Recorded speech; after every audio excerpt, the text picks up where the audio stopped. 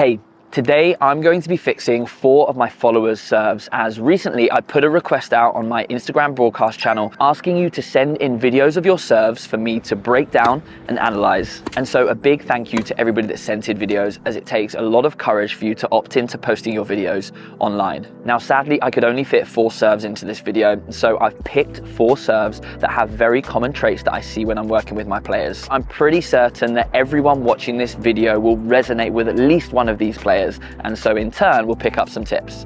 Let's get into it. Now, all 4 of these players sent me an email in along with their videos explaining what they wanted to get out of their serve, and all of them wanted to focus primarily on control and accuracy, which for most players is a really good starting point. However, when I looked at the 4 serves, they are all going to achieve this in a slightly different way. And although power isn't a main priority in this video, the technical tips and drills that I'm going to show you will also help you with efficient power. So first up, we've got Pat, and what Pat says that he struggles with is changing direction on his serve. Now, the first thing that you'll notice when you see Pat serve is he has a super fast arm and definitely doesn't lack power on his serve. Now, I'll talk about this a little bit later, as well as a couple of the other players actually struggle in this area slightly, but Pat looks like a very natural thrower. I imagine that he could launch a ball over that far fence, and this gives you a huge advantage when it comes to serving, as the serve itself is just a throwing motion. But what you'll notice when you look at Pat's serve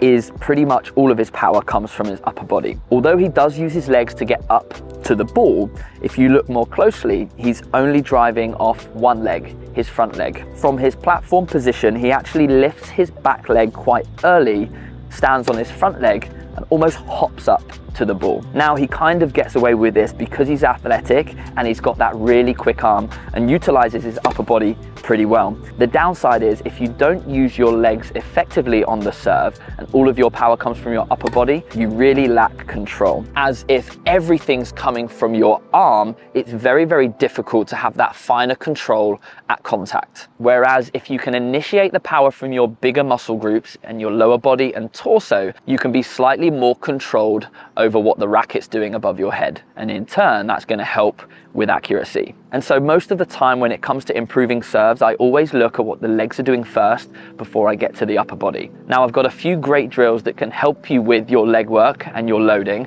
but I'm going to go through those after we look at our next server, as he has a very similar problem. Now, next up, we've got Tom. And if you take a look at Tom's legs, first of all, he has a very similar trait to Pat, but it's a lot more subtle.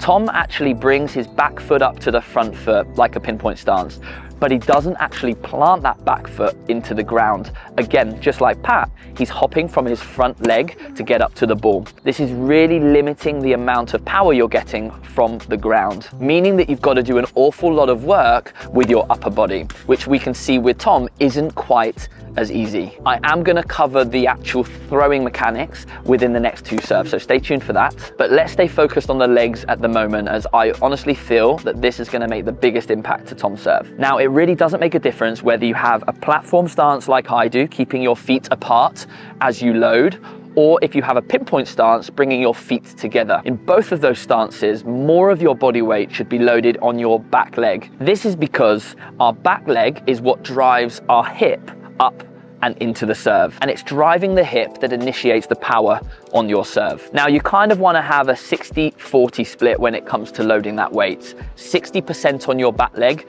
and 40% on your front leg. This can be a little bit more difficult on the pinpoint stance, but it's still important. But what you'll notice with Pat and with Tom's serve is both of them have 0% on their back leg. And when everything's coming from the front leg, it's very, very difficult to get that hip to rotate. When all of your weight is only loaded on your front leg, you're not just reducing your power by half, but nearly 60%, as we want more of that weight on our back leg. Now, as I said, it is tougher to do with a pinpoint stance, but a good pro for you to watch is Ben Shelton, as he really exaggerates loading on that back leg with his pinpoint stance. But regardless, here are a few drills that can help you to develop that feeling of loading more on your back leg. The first exercise is very, very simple, and you don't even need a tennis ball for this one. And you're just going to practice jumping into the court from your normal stance. So if you've got a platform stance, you'll start with your feet in your stance position here.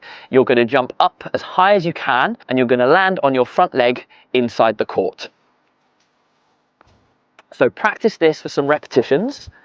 just to get you used to driving with both legs and getting that hip to turn so that you're landing on your front leg here. This is also a good one for your landing stability as well, so practice holding this position here with good balance on each jump. This can be done with a pinpoint stance too. Just start with your feet together, jump and land. Progress this onto using your racket. Now you can go straight into your full motion if you feel comfortable like this, or if you want to start from a half serve position, this can be a little bit easier, just to get used to that feeling of driving your back leg into the floor. Now this is going to feel super awkward as both of you are so used to driving from your front leg, but putting the time into this is definitely going to pay off. Now this next one is going to feel even more uncomfortable as we're going to exaggerate how much weight we put on our back leg. We're going to see if we can hit a serve starting only on our back leg and landing on our front leg. I mean, that felt uncomfortable for me. It's not ever going to feel normal, but again, it's just getting us more used to loading on that back leg. This drill is a good one even if you feel like you are using both legs on your serve, as it can exaggerate that feeling of loading on your back leg. Next up, you can go back to both feet, but starting with an abbreviated serve. So if you have a platform serve, it will look like this. And if you have a pinpoint serve, you'll actually start here with both feet together.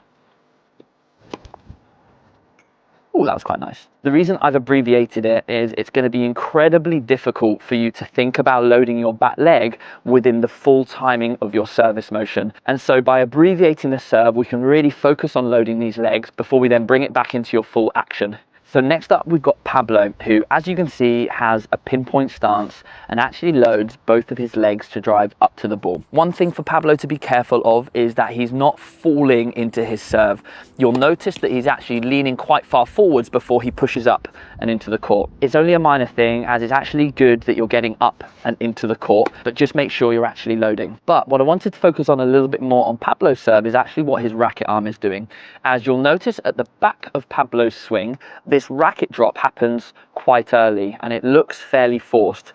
Now this is a really common trait that I see with players, especially for players that are quite visual learners, players that watch lots of pro serving or even online tutorials.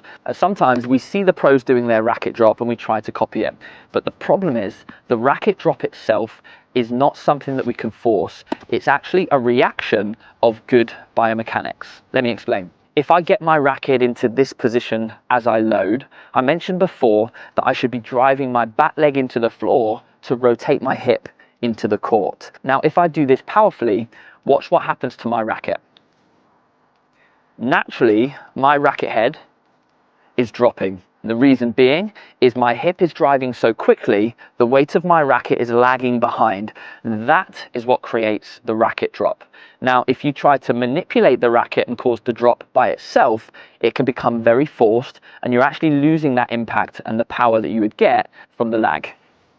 Now, as I say, this is a super common trait. And what I would say for anybody that's struggling with their racket drop is to try to get their racket into this abbreviated position here and just practice doing what I just did. Get that back hip to turn quickly and just keep this arm fairly relaxed. And you'll start to feel that racket dropping more naturally. Now, once you have that feeling of the racket dropping, then you can incorporate more of a serve action. So from here, I'm going to drive my hips and I'm going to let the racket flow. Now, this might not look quite like a serve. My contact point is quite low here, but I'm just getting the feeling of letting that racket lag. Do this plenty of times just to get used to the feeling of this disconnect between your hip and your upper body turning. The hips go first. Some players may find that their racket drop isn't as deep as you see the pros on TV, and that's completely normal. The reason the pros get a really deep racket drop is they are super flexible. They have great internal and external rotation in their shoulder and also have great flexibility in their upper back as well, meaning that their chest points up to the sky, allowing that racket to drop even deeper. And so another thing that you can do to help that racket drop to happen more naturally is to improve your range of movement and your flexibility. But generally speaking, it's never going to be as deep as some of these pro athletes, as they spend hours and hours on this every single day. But the key is to remember that within your serve, you don't want to be thinking about the racket drop. You want to keep that arm relaxed and focus more on using your legs and your hips to drive into the serve. I would say, Pablo, that the best practice for you to do is just to start in this position, do those exercises that I just showed you, and then introduce a ball, and really focus on just keeping that racket up here rather than starting with your racket here, as from down here the serve becomes more of a push. But if you keep your racket head here and let the racket lag more naturally, you'll get a much bigger serve. Now, I know that Pablo wanted to focus more on control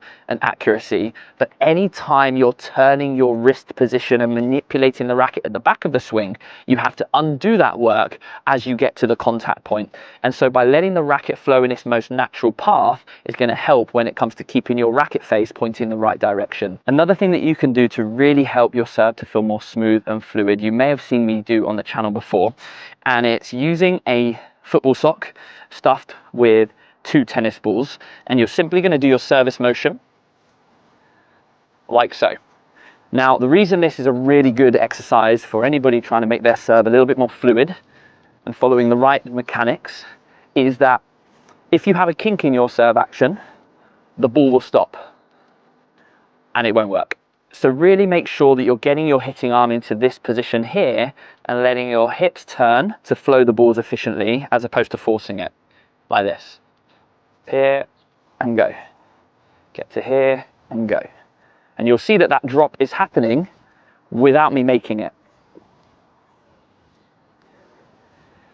I honestly think this exercise is good for anybody to do. It's a great serve warm-up. And I also think for Tom, which we saw in his serve previously, I think this exercise can help you too to make those throwing mechanics slightly more smooth. Now, last but definitely, this exercise is good for anybody to do. It's a great serve warm-up. And I also think for Tom, which we saw in his serve previously, I think this exercise can help you too to make those throwing mechanics slightly more smooth. Now, last but definitely not least, we have Barry. For Barry's serve, he's doing a lot of great things. He's using his legs well. He's got a pretty good setup, and his actual hitting action is not too bad either. However, he's not using the continental or the chopper grip, which can create limitations on the serve. Barry's using a grip that lots of players use for their forehand. He's somewhere around Eastern, and you can see this by the way that he sets up with his racket and his strings pointing downwards. Now, for some players, I actually wouldn't recommend changing to a chopper grip, as it takes an awful long time to change and it feels really horrible when you first do it. However, for the purpose of this video, I'll explain a little bit about why the continental grip is important and also my best advice for changing to it. Now, by using the chopper grip, it gives you a lot more opportunity to hit with different spins. You can hit slice, flat, and kick all with the same grip. However, if you're using more of a forehand grip, you're limited really to hitting a flat serve. And if you want to hit spins, you've got to manipulate that wrist position, which isn't ideal for control. Now, the benefit of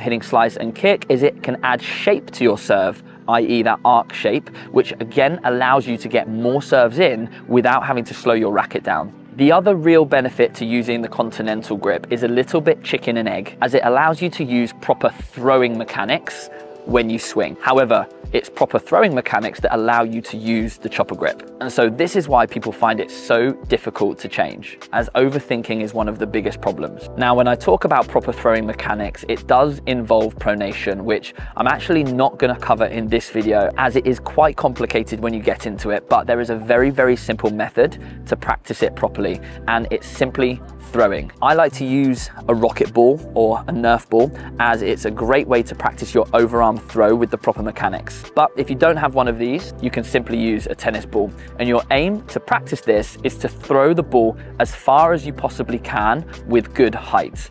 The reason we want to aim our throw high is because that's the trajectory we should be driving up into when we hit a serve. Now, when you first start throwing, you might not throw at a big distance if you're not pronating.